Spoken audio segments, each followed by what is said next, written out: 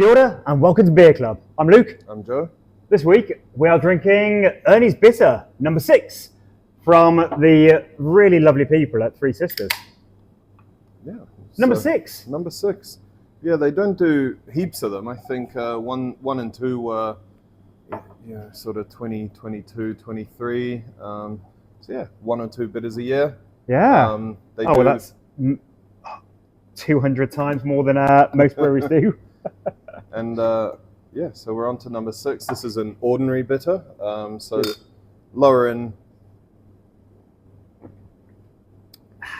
ABV than things like best bitters or special bitters, ESBs, and yeah, just all of that lovely sort of malty character. Slightly less, obviously, slightly more sort of sessionable, but yeah, just a great balanced style of beer.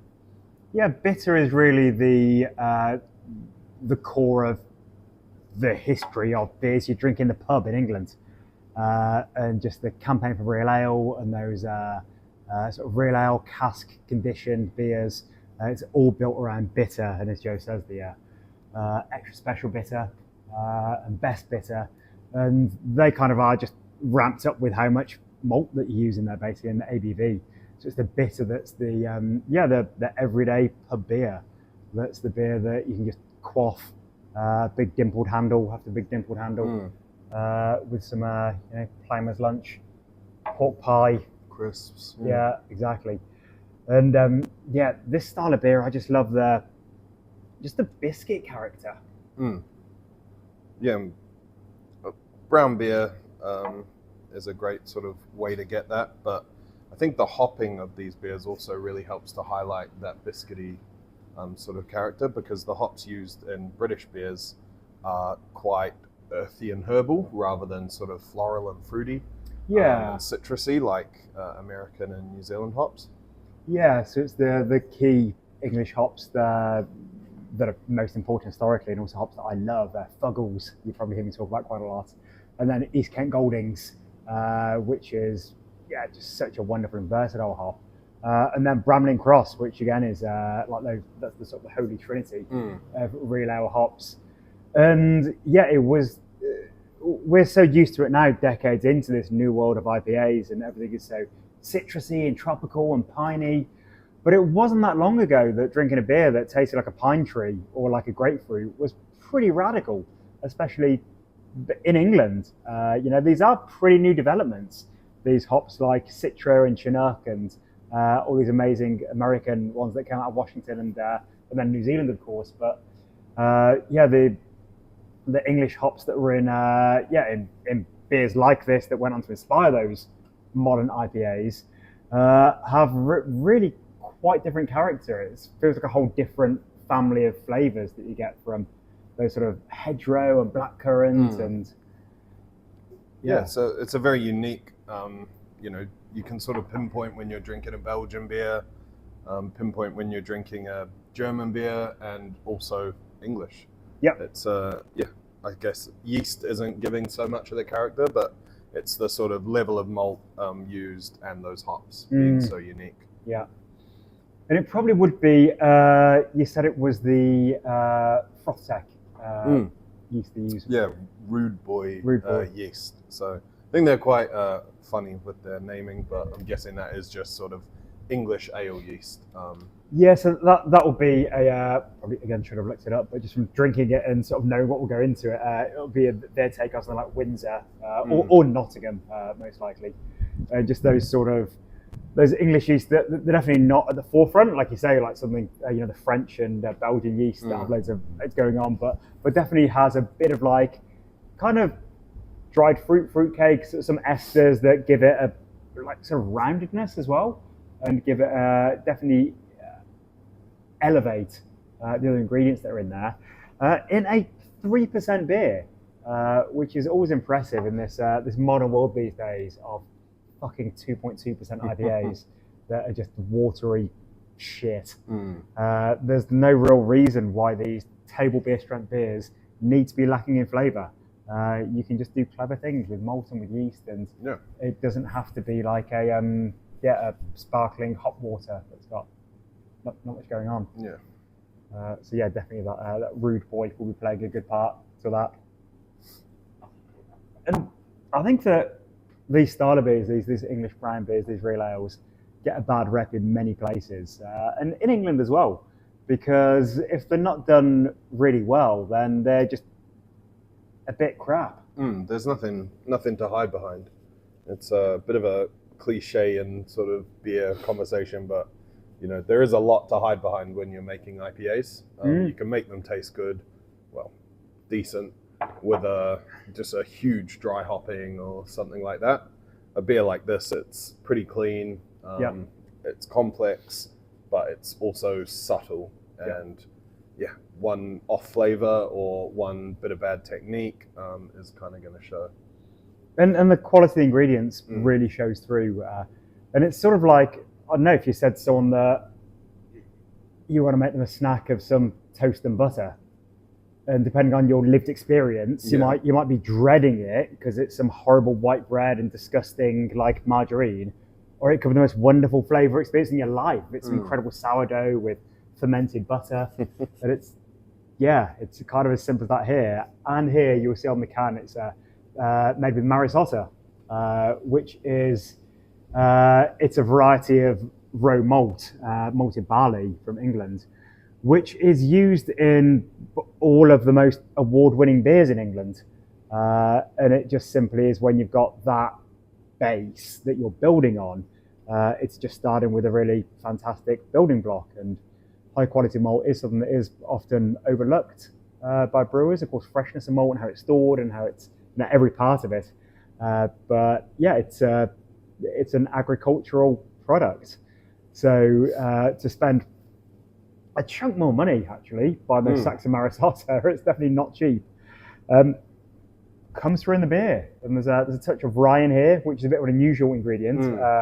We all know that Joe loves rye. There was a couple of years ago, there was the whole series. Rye bark and rye IPAs and rye lagers, everything.